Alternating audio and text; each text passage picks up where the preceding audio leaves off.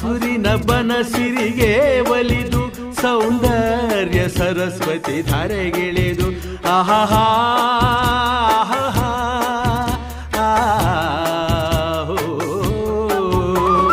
ಹರಿಯುವ ನದಿಯಲ್ಲಿ